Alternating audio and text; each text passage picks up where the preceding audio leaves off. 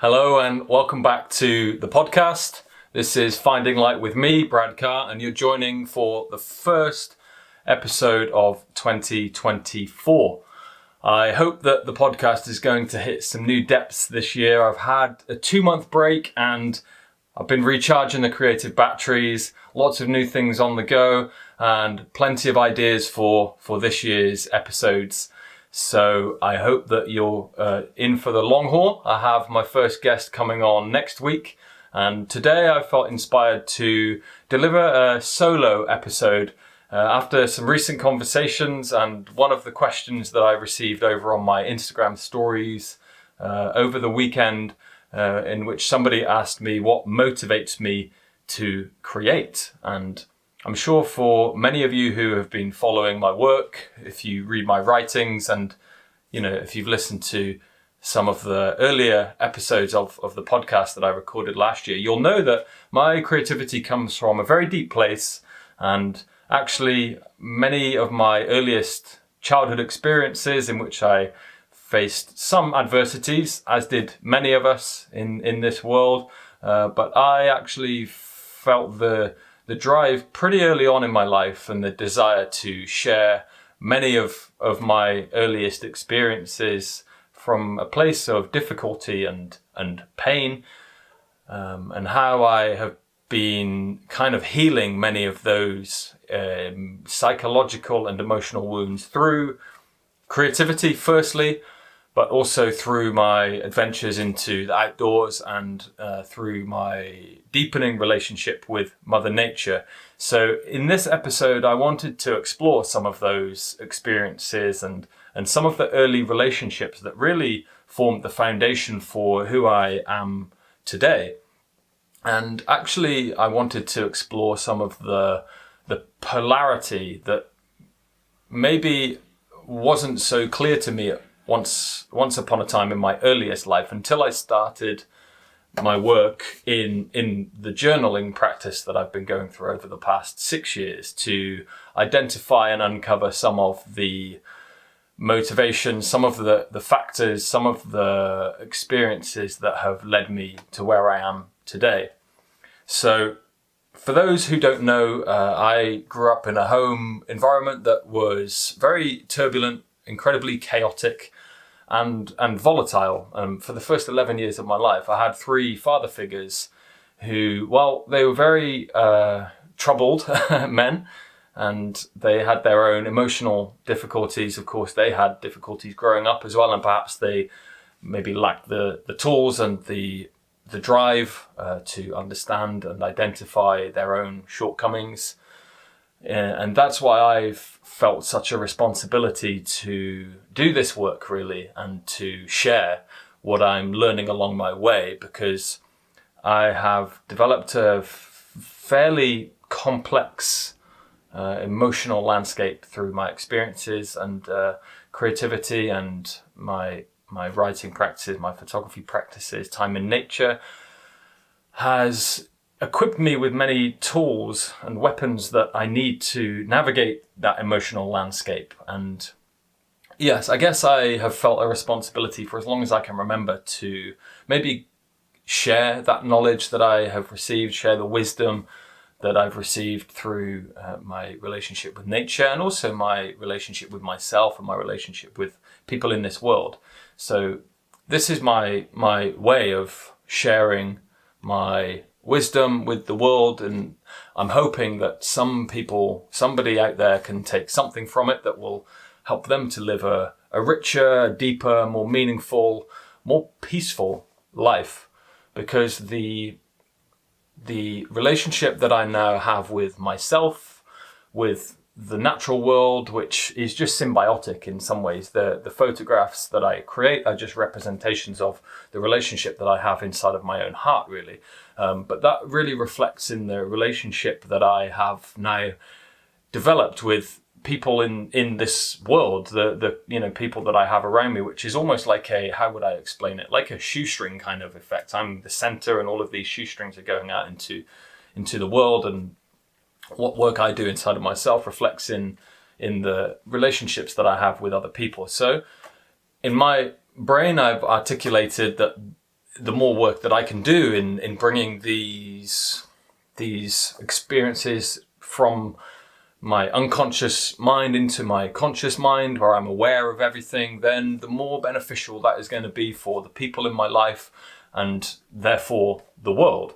So I kind of had this idea that if I share all of this stuff, then maybe other people can be equipped with some of the skills that I've picked up, and we can create a more whole, we can help to increase the level of consciousness of the world, because I didn't want any of these experiences to be sat in the back of my mind and kind of creating this heavy mental load that I felt like I was carrying around unconsciously for so many years, until really my mid-20s, when I started to unload some of this baggage, unpackage some of it, and really identify what it was that was keeping me in this almost mental prison of my own making. So what I mean by that is, I guess, between the ages of maybe my teenage years in particular and the mid-20s, when I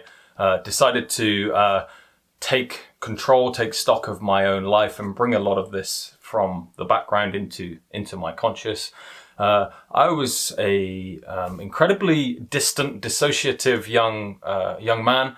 I spent a lot of time playing on computer games and just hiding away from the world. If I wasn't on computer games, then a lot of my time was spent partying and drinking and using other substances to just really forget about my own existence. So I guess the turning point for me was turning to a life of creativity instead. And I don't really believe that I knew myself too well throughout those years. And this past few years of my journey has been a process to really get to know myself and integrate many of the lost parts of my own soul, which I actually wrote about recently on a blog post called Exploring the Inner Landscape. And I talked about how there were many experiences throughout my youth, which I'll dive into in this episode, that caused me to sacrifice sides of myself and actually abandon parts of the fundamental me, my soul, who I am at my core, my existence. So, we all look at children and they're so fun and curious and innocent and, naive and all of these kind of like just pure character traits that we all have when we're young. Well, actually, when, I went through some of these adverse experiences, they caused me to just basically abandon those sides of myself and maybe create some other sides of me that I felt like I needed to adopt to fit in. So maybe around the age of 13, 14, 15, I just kind of started to numb who I was through my use of computer games. And it can lead to an incredibly lonely and empty existence, which I noticed that I was experiencing in my early 20s, when I would just party and drink, and then, the next day I'd be so alone and isolated, and almost I had this nagging voice in the back of my mind saying, this isn't you. You don't want to be doing this. But of course, I just wanted to fit in, and I wanted to conform to the needs of my friends and surrounding peers that kind of just assume that this is normality. So that's what I did. I lived the normal life, and I reached a point in my mid-20s where I just took stock of my life, and I thought, no more. I can't live like this anymore. And I really needed to wake up, as you might say, I guess relating to the spiritual awakening, or whatever you might like to call it, the increase of awareness of my own existence. That's kind of a better way to look at it, because this journey is basically a quest to understand and become aware of who or what we are. And creativity really has been my way of uncovering those parts of myself. Yeah, so I'm trying to articulate some complexities, some complex knowledge and experiences into what I'm talking about here. So I do hope that you're managing to stay with me. Thank you if you've made it this far. And I hope you'll continue to listen. Maybe you're getting something from it. If you're relating, then please drop in the comments below and share your thoughts with me. So I wanted to take it back just a little while, back to, I mentioned the word, the kind of polarity. So I wanted to expand on, the kind of the cause and effects. I mean, I experienced a lot in my youth that has resulted in who I am today. It's resulted in the creativity. So, I never want to kind of talk about these things with a kind of mentality of this is, oh, woe me, and this is so difficult, life is so hard, because I don't believe that it is. I believe that there's pain and then there's pleasure on the other hand, and we may all experience something that hurts us, but actually what are we going to do with those experiences to turn them into something beautiful? And I hope that you see some beauty in the work that I'm doing, in the photographs, in the writing, and in these podcasts as well, because that's really the only option that we've got, is to create from our own struggles, because otherwise we end up like myself. We might be hiding away from the world, and that to me was an extremely sad and lonely place to live.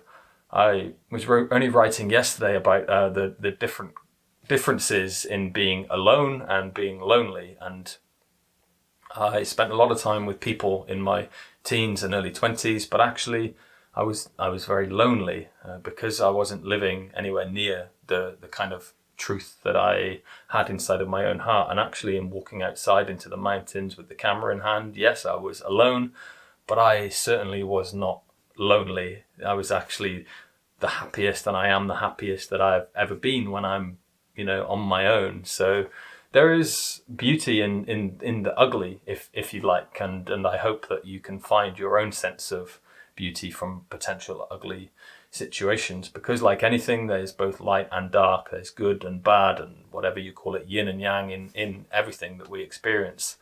As I'll repeat myself now, but our job, I believe where we're going to find our fulfillment is in increasing our own understanding and awareness of ourselves and our experiences to become more whole and integrated human beings. So, I'm going to take us right back to my childhood now to kind of explain the psychological side of my creativity, of my art, because I think it's too easy to look at photographs, paintings, whatever, and see them as just as face value. They're just, I'm going outdoors to take a photograph. It must be so fun. It must be so enjoyable. But actually, there's this flip side to creativity, which it's not an easy venture to, retreat into your own darkness to better understand the fuel that you have inside of you to create this work. So I kind of wanted to share my own story as a way of increasing the awareness and understanding of all of our creative works. And actually, with anybody who's performing at anything, so it could be an athlete, it could be an artist, it could be somebody performing at a high level in spreadsheets, and an accountant who is completely obsessed with creating spreadsheets. Who knows? For me, where I want to excel, where I pour everything, is into my creative works. It's into my photography, it's into my written work, it's into creating things like this. And anybody who's doing anything, well, they're normally doing these things from a place of pain and perhaps struggle. And that's certainly the case with my work, because I have many wounds from my youth, and one of the most painful wounds is the feelings that I remember. And talking about abandoning my own soul, this is probably where I learnt to abandon parts of my own self, was in being raised by an extremely critical and destructive stepfather between the ages of 3 and 9. So this stepfather replaced my father, who actually left the home, or my mother parted ways with him when I was 2 years old. So he had already basically rejected me as a young boy. So I already had this deep wound in the back of my mind, being rejected by my own father. Then the stepfather who replaced him, well, I was never good enough for him because I was an idiot and I was useless and I was stupid for not being able to perform tasks that he thought was easy because he was, 20 something years old, and he was so brilliant at these things and I could not do them because I was a child. And I think what a child needs is love and positive reinforcement. And that's certainly the way that I like to work with people. I like to reinforce and encourage and give some positive feedback. I'm currently working in a school. I took a short temporary role in a school as a creative practitioner last Wednesday. So I'm working with 24 or 5 and 6 year olds.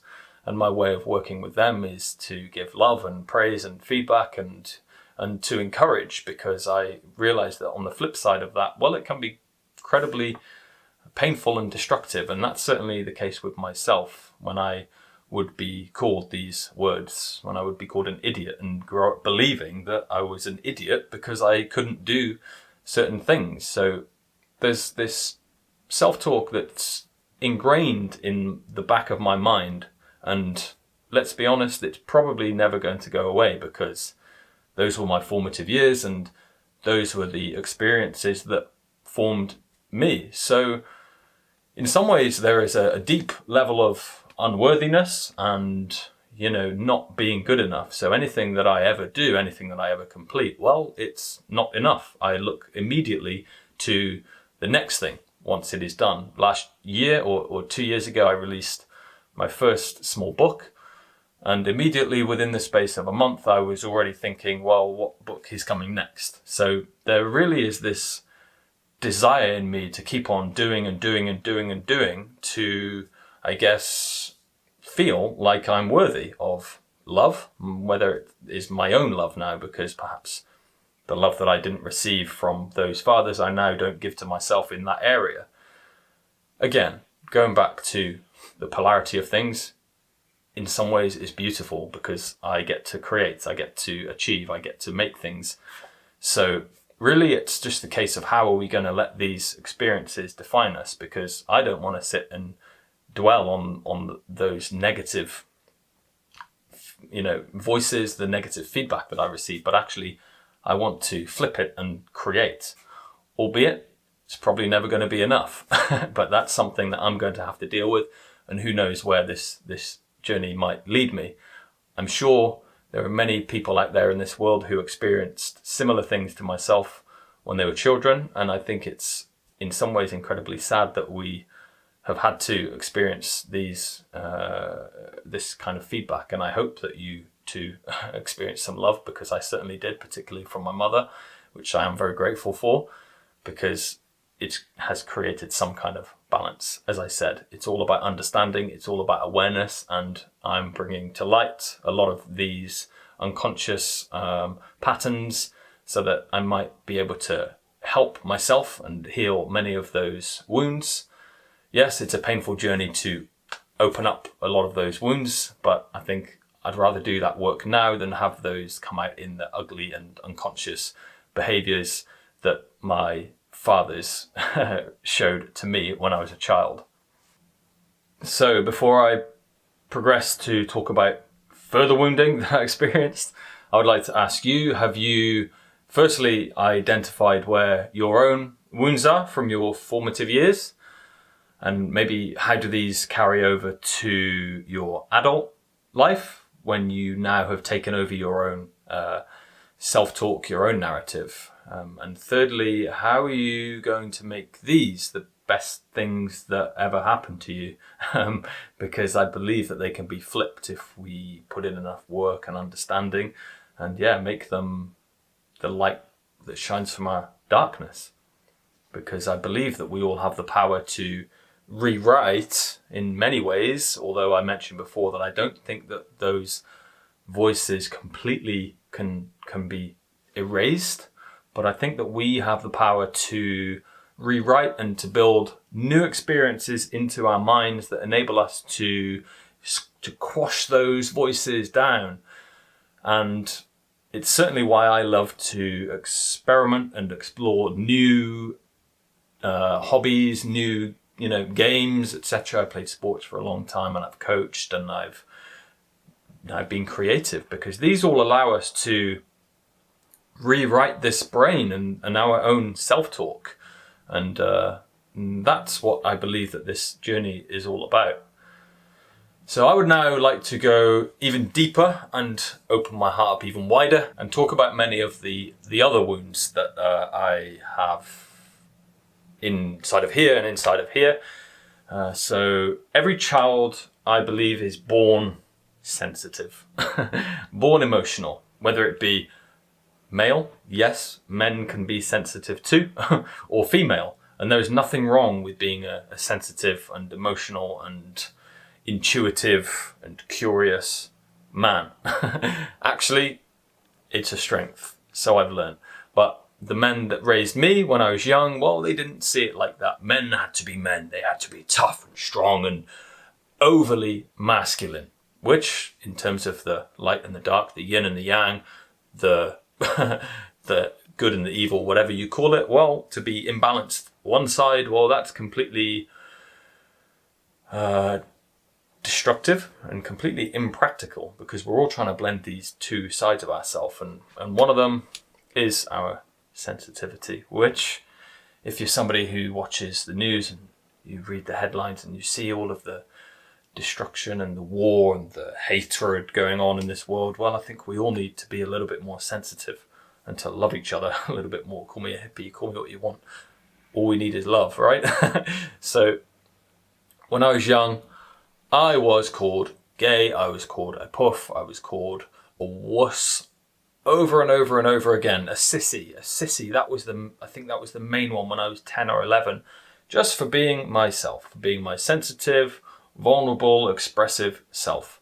It wasn't good enough for the men who had repressed those own characteristics inside of themselves, which then came out in their own unconscious behaviors, actions, and words.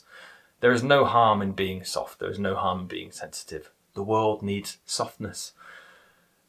The sea erodes rocks with a soft touch. What can we do with softness and love? It's fine that I can talk about these things now as a man, and I've learnt to embrace and integrate these sides of myself. The feminine side. We're all made up of masculine and feminine. I have a mum, I have a dad, I have feminine qualities inside of myself. What I don't need to do is repress those feminine qualities to be masculine, because that actually creates a very, very ugly imbalance. I've grown up, or not have grown up, I've turned to the gym over the past decade, and I've seen many of these men who they feel the need to be massive, absolutely massive, and like this creates some kind of superiority and makes them stronger, or whatever that they feel they need to make up for something that is missing inside of themselves. I don't want to do that. I don't want to be imbalanced either way. I want the perfect balance between my sensitivity, my strength, my aggression, anger, and my love and softness. There is a meeting point which we all need to meet. So, like I said, I can understand this now. As a child, I did not understand all of this kind of psychological stuff. Thank God for the internet. Thank God for Instagram Reels. Thank God for YouTube videos, because the awareness that I have around this kind of complex psychology now is just escalated, skyrocketed, and I'm able to understand. And like I've said many times over, understanding is the key for fulfillment, for inner peace, and that's what I want to help you get to, is that level of inner peace and acceptance. We all need more acceptance, because in that place of peace is where we can find stillness, and in the stillness is where we can hear our truth, and then when we have our truth, that is when we can create work that represents us as people, represents us as artists. So I would like to be in that place of peace as often as possible, and I'm sure that you would too. I talked earlier about the abandonment of our own soul, about something that we call soul fragmentation. Well, there was nothing that caused me to abandon parts of myself more so than being called a puff, gay and sissy as a form of abuse when I was a child, because what this then did in my later years, well, it caused me to abuse myself, essentially, in my own head and in my actions. And there was nothing more abusive, although it's turned out to be the best thing that I ever did, but there was nothing more abusive than turning to the gym to really become one of those men as well, to feel the need to flip and go to the extreme end and spend 6 days in the gym, 2-3 hours a day, and pump my body to its extremist point, where I was meticulously tracking my calories and I was meticulously paying attention to every set and every rep and obsessive over what weight I could lift to become acceptable as a man, because I didn't feel adequate in my own self. And like I said, it turned out to be the best thing that I did, because where I'm at now, I believe, is in this place of balance where I've merged those two parts of myself, and I feel more whole for doing so. I think I am going to call it there for today's episode. I think I've covered enough ground in terms of the perhaps darker side of creativity and the shadow side of art, because yes, there are lots of things that go on, whether consciously or unconsciously, in our minds that cause us to be creative people. I hope that some of my words have resonated. I hope that maybe they've shone some light into the darker parts of your own existence. If my words and my story have helped you in any way, then please do share down below in the comments. Please fire me a message if you feel the need to. And I'm looking forward to bringing you more episodes this year. If you like the direction that this podcast is taking, if you appreciate episodes like this, then please let me know. I need feedback. As mentioned, I had negative feedback as a child, so please give me some feedback, and hopefully it's positive feedback. But constructive criticism is accepted and appreciated. But please don't deliver it in the form of abuse. And that is a top tip for our future as a species, to offer criticism constructively. Don't destroy, create. So until next time on Finding Light with me, Brad Carr, it's goodbye.